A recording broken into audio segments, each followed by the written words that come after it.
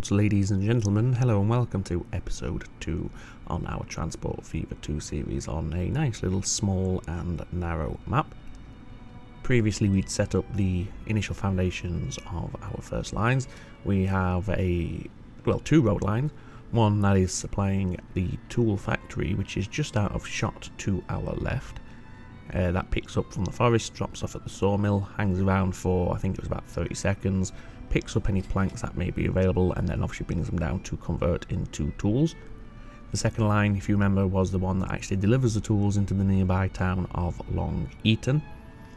We started off with just a few delivery vehicles on that second line. I think it was 3 I opted for in the end.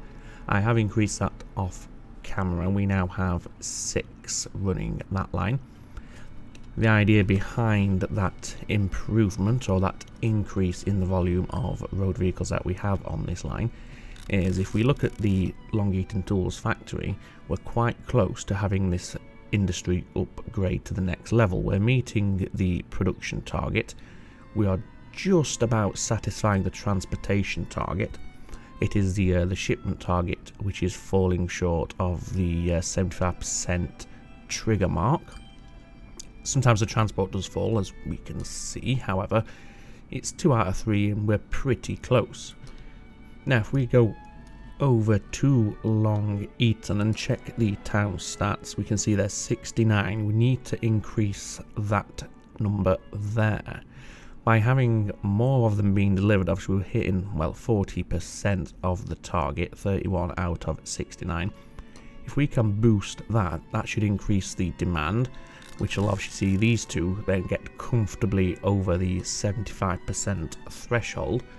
If this industry upgrades, it should have the positive effect downstream, where the sawmill will need to upgrade to satisfy the increased demand, and then likewise Long Eaton Forest will also have to upgrade to increase the satisfy the increased demand, get it the right way around here at the sawmill. So that's the thinking behind that. I've only just made the change before I started recording, so we'll see what sort of effect it does have. In the meantime, obviously we're not going to just sit around and wait to see if the effects do take hold, so we're going to press ever onwards. I had 2 ideas for the next venture. The first was perhaps having a passenger line between Herne Bay and Long Eaton. That would be a rail line, not a bus line. However, if we go onto the passenger overlay, as we can see, there's not much demand for it. We have 1 person travelling between the 2 towns. So I think that might be, at this early stage, a little bit overkill, and that line would struggle to make us money. Obviously our initial lines are profitable, as we can see, but because of the increased costs that we had in the setup, it's not translating to the healthiest cash flow. It is positive, which is a positive, but it could be better. We still have 6 million in the bank. Obviously that is all the initial starting loan, or the 6 million is part of the initial starting loan.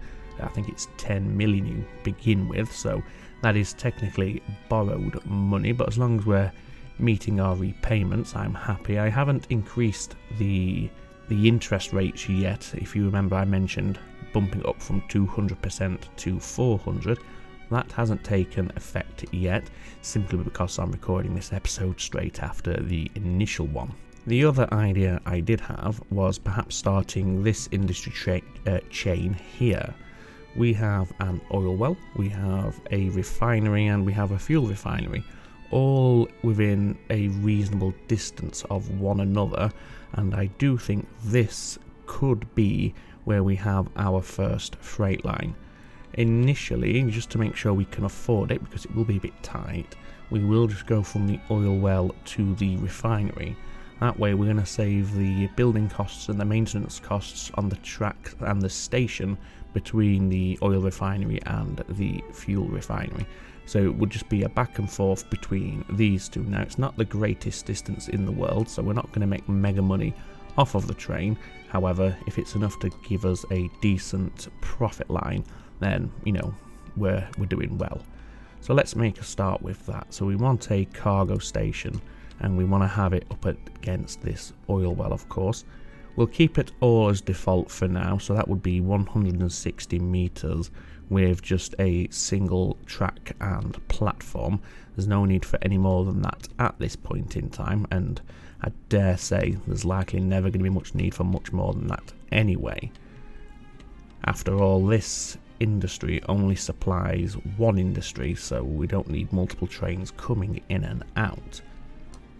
Now, in terms of location, as you saw, I was lining it up on this side.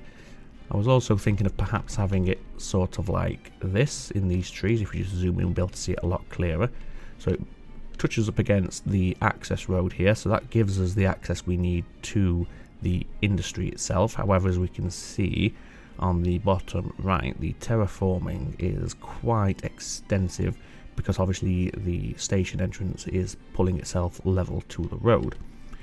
Perhaps if we had it a little further around like this, how would the terraforming be here? It doesn't look too bad, although it's not the easiest to see because of the foliage and the trees that we have around here, but what the heck, that's where we're going to put that. And this will be Herne Bay oil fields. Right, so there's our cargo station. We want another one, obviously, at Herne Bay Oil Refinery. And again, to begin with, we will just go with a single track and platform. We can always expand it manually later on when we have such a need to do that. But for now, just one is going to help us save costs where possible. Again, here, look, the terraforming on the upper edge this time is quite extensive, and it's quite, it's raised up quite a distance there, but there's not much we can do about that shy of actually manually terraforming the land around here, which we really want to avoid at this early stage because it would be an unnecessary expense for very, very little gain. Instead, what we will do is our track that leaves, we'll not click that, we'll click that to ensure it stays perfectly level, and then over time, as we've got more of a cushion here, we will just terraform this to make it look a little bit more natural. The advantage of this as well is we're not raising up onto this sloped hillside here to then come back down as we drop away. We will start dropping away in a few moments, which is absolutely fine. Obviously, we want to remove that option now. And ideally, we also want to stretch this out just a little bit further because of the gradient change there. Well, it's 10 meters over 335 meters, which is not the most taxing gradient in the world, let's be perfectly honest. So I think that's going to be pretty much okay for us. So if we go as far as there, and then we'll zoom out so we can get an appreciation of the landscape and to which direction we really need to be heading, and it is over this way, so we're going to curve a little bit more, and that's given us quite a nice cutting actually. It's messed this road up, and it's also made the bear levitate. The road we can, again, we'll fix that at a later point when we have a bit more spare cash on hand and we can afford to indulge in, you know, the cosmetic side of things, such as terraforming and making sure the landscape looks rather nice. For now though, it's going to do us a job. We don't have much running down here, certainly none of our vehicles are running down here, and we don't want to do that. So yes, as I was saying, we can just pretty much disregard whatever it's done to this road for the time being, because we're not going to experience any of the negative impacts that that may bring. Right, so let's just take this back a little, because we do have to curve inwards here, and we want to try and ensure that we have as much speed as possible. I mean, it's not crucial, because after all, we are coming from a standing start here, or we're coming to slow down to pull up alongside here. Either way, you know, we don't need full 75, but certainly we don't want it to be down at 20 or 30, especially when we start unlocking the powerful locomotives as we get towards the end game. Regardless, that will do for us, I think. I think we had 68 miles per hour, which is more than adequate for what we need. We're going to need, of course, a depot, and I think the ideal place to put our depot is on the back side of this industry just here. So what we'll do is we'll have you stay straight. Oh no, we won't, because that means our depot is going to be raised up and look ridiculous. So we'll have you do whatever it is you need to do. But what we certainly want to do is make sure this is a straight line without any curvature, simply because if we need to upgrade and extend the length of this station, we don't have the scope to do it this way because of the curved track here. So any extensions will have to head this way. So we want it to be nice and flat so we can achieve that. And we also want a fairly sizable run in here so we have more space to expand if we need to, or when we need to in the future. So something like that should work out okay. Yeah, we've got this quite extensive raised terraforming here, but again, that's something we can address later on. Okay, so now we can put our depot in position, and there we go. So everything is set up and ready to go. Just quickly rename this station to Herne Bay Oil Refinery. There we go. And we're only going to start with the one locomotive just so we can get a feel for its profit margins. So we don't need any signals because we're going to have one train anyway. So let's set up the line that's going to run between the oil well and the refinery, and that will work quite nicely. Let's have the lighter grey because the oil barrel colour isn't quite black. I reserve the black for the refined oil. At the oil fields, you do want to have a full load, and you'll wait as long as you need to achieve that. You won't be unloading anything when you get back here at any point in time, but of course you are going to be loading up on the crude oil. Over at the refinery, we'll leave that as is because there's going to be no drawback anyway, so don't need to specify any loading or unloading. And we'll name this, and this will be RC, and that is of course rail cargo. And the name will be the oil freight, and this is Herne Bay. We don't transition across town borders for this, so we don't need to do Herne Bay to Long Eaton, for instance, like we will do when we head down to the fuel refinery. Both of these are associated with Herne Bay, so we can keep it simply as oil freight Herne Bay. So now we can purchase our first locomotive of the series, and let's see what we have available. Now we are using the European models, if you recall, in the setup. So we're looking at either the PLM 220 or the A35. Now the A35 is superior in, well, every respect. It's twice as heavy as we can see, or near enough twice as heavy, but you do get a lot more power and a lot more tractive effort out of that, plus a higher top speed as well, which is always important. So we'll go with the A35. It's going to cost us $771,000 per year to maintain this, and also, well, we can't afford it because it costs $5.5 outright to purchase. We only have 4.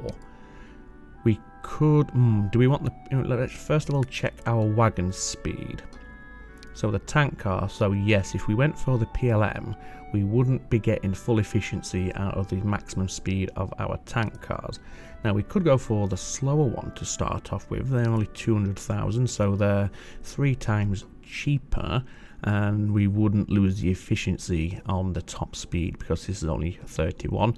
The trade-off, of course, is the reduced capacity of 5 versus a capacity of 9. Right then, so we have a decision to make here. We could extend our credit line to enable us to afford the A35 and the increased capacity, more modern tank cars straight off the bat, or we could live within our means and just start with a PLM 220. We can afford one of those, 2.5 million. We have 4, and some of the smaller wagons. I think we'll go down that avenue, because then we can always upgrade the train later on once we're in a bit more, a healthier position with our finances.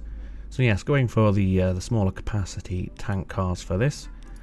What sort of total capacity do we want? And we can't afford that, so 35. It has an excellent rating, which is really, really good to see, so we're not going to suffer any drawbacks on the speed. And look at that, we can get to top speed in just 26 seconds, or 217 meters, and when it comes to the gradient that we have between the two stations, it's going to gobble it up relatively easily. We get to top speed on a high gradient in just over 1 minute or 600 meters.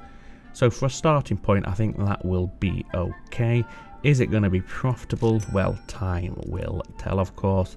So let's start it on its inaugural journey, and we shall see. Here's the oil immediately being populated and delivered to the platform, which is, well, we expected that. I don't know why we're acting like that's any sort of surprise.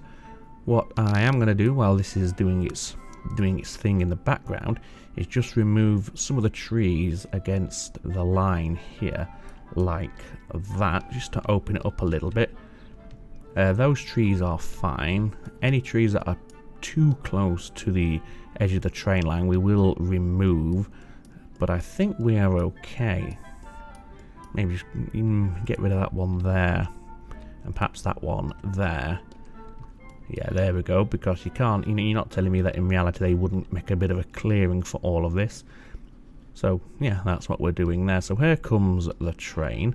So what we'll do is we'll boost the speed up to 4 times acceleration. The date speed, incidentally, we have set to 1/2 times speed. And I think we'll likely end up keeping it at 1/2 for the majority of the series. And we'll just follow along with this train, and we'll just see what sort of profit it is going to make us when we get to our destination. It's good to see here as we've just mounted the climb there. We didn't suffer any drop in speed whatsoever. We remained at 31 miles per hour, so that's good to see. And how much are you making there? I missed it. Let's just do it the old-fashioned way. You're going to make us 208,000 per year. Well, that's quite interesting. Am I highlighting 248? Did I is that the running? Am I highlighting the wrong thing here? I want to see the profit, because clearly 248 is the red bar. See, it's just jumped up there. The income. There we go. 337 per delivery. And in terms of how many deliveries you're going to make per year, let's have a look. In fact, let's have a look via the line overview. 6 minutes, so in theory you should squeeze in 2 deliveries per year. So hopefully you're going to do okay for us. We are going to have to let it bed in the background, let it truly appreciate, figure out its frequency and how much it's going to cost us per year, because at the minute, well, the costs we know, but the frequency, it starts off as a bit of a guesstimate, and it could raise or lower depending. Now, we're not going to have any hold-ups because we're coming back to a full platform each time, so there's no hold-ups on this end. It is just the travel time between the oil wells and the refinery that's contributing to the frequency at the moment. Another 337,000, which is great to see. And yeah, you're still remaining at 6 minutes with a throughput of 70 per year, which is, well, yeah, that's 2 full loads, isn't it? Because I think we have 35 capacity. Yeah, so that all adds up. So hopefully that's going to be a decent little runabout for us, just as we take our first tentative steps into the world of rail freight. In the meantime, our 2 road lines are doing their thing quite nicely in the background. Let's just slow the speed down a little there. How are we doing here? See, that's now boosted up to 82. So let's see. Yes, so now we just need to get this transportation figure up a little bit higher. That's actually dropped down to 64%. It was originally 75-74, if you recall. So that to me says we want to go ahead and add some extra vehicles on this line. So as you can see, we have 6, as I mentioned at the start of the episode. If we chuck on another 2, that will take us to 8, and let's see how that performs. The idea being, of course, is this transportation figure, we need to increase it. Obviously it's dropped a little because we have increased demand here, so we're producing more, but we were using the same amount of delivery vehicles, so we weren't transporting as much in terms of its overall proportion. hence we've dropped there. We shouldn't have seen any effect downstream at this point. No, everything is as it was.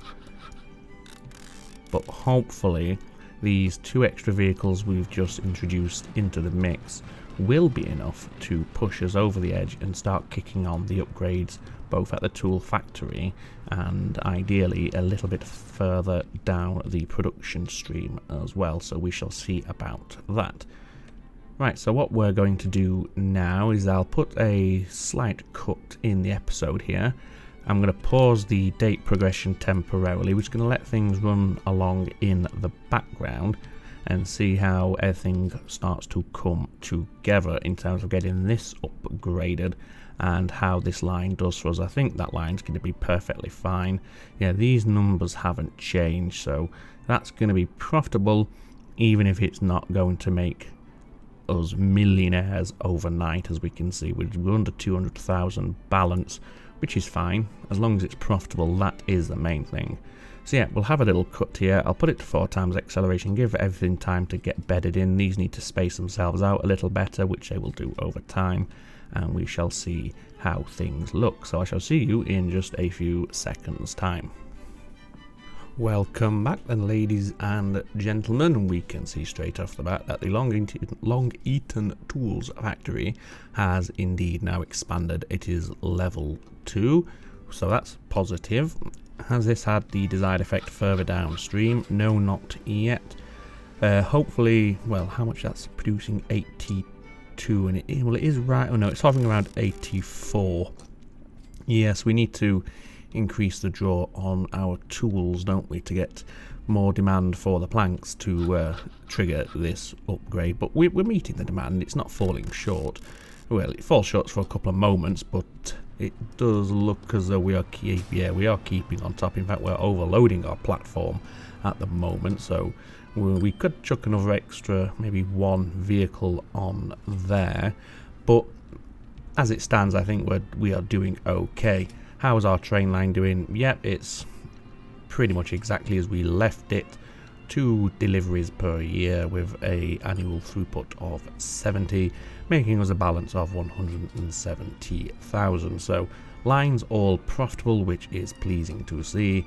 But yes, we are not setting the world alight at the moment, but it's early days, and of course we do have the increased costs as per the sliders in the initial setup. So yes, it may take a while before we start really making ridiculous amounts of money, which is fine because it draws out that challenge for, you know, that extra length of time. So you have to play a bit more strategically for a little bit longer, rather than having money to burn and basically being able to put any sort of line you want because your efficiencies no longer matter, because the core lines in your network are making you that much money that you can basically get away with anything you like. So that's where we'll leave it for today. Our first rail cargo line is set up, making profit, if not setting the world alight, as I said. We're going to struggle for future expansion without taking out a loan, because we don't want to leave it, running for an hour in the background, because, it feels a little bit... I do it in the early game, but it does feel a little bit cheap almost, just allowing the game to tick over for, say 1 hour, 2 hours in the background, padding out your account to pay for the next expansion, especially when you've got the date progression paused. So I'll try and avoid that where possible. I mean, you might let it build up to about a million or so, but we're not going to go crazy with it and come back in the next episode with 10 million ready to go, so we can basically just put any line down that we like. So what do we want to do next? Logically it would be this into this. However, the costs of achieving that are probably going to be too prohibitive at this time. So we really need to find another, ideally a cluster, where we can have another road vehicle line, because they do, they just chug away in the background quite happily without any real concerns. Let's see, we could do stone into the brickworks, it's not too far away, that's an option. Or we could run coal into the steel mill at Axbridge. not too far. However, I do think, we would have to put in the road ourselves because, well, we don't have one at the moment. Could we do the stone? No, there's no road link to this. So if we did that, we'd have to go through Epping, for the easiest route, which is going to have the adverse effect of increasing noise pollution in Epping. But given that Epping, we're not doing anything with it at the moment, I think we can afford that sacrifice. So the idea would be we'd turn this into a crossroads, and a road would run out here around this little hill mountain and into the brickworks. That should be relatively cheap to achieve. 500,000, like I said, if we leave it to get to about 750,000, maybe $1 million, that should be plenty to get enough vehicles on this line to at least make us some profits. We're not going to be able to chuck 50 on there because of the costs of it. It would be too prohibitive at this point in time. So what we'll do now then, we'll hop on our train. Whereabouts is it? So it's just leaving the station, which is quite handy. So we'll have a little cab ride on our oil train as it heads over to the refinery. And that's where we'll leave it for today. So hope you've enjoyed the episode. If you have, hit that like button there down below. It helps out massively. YouTube algorithms and whatnot. So yes, and it's also a nice show of support as well, which is always greatly appreciated. But all that remains me to say right now is, as always, ladies and gentlemen, take very good care of yourselves. It's ta-ta for now.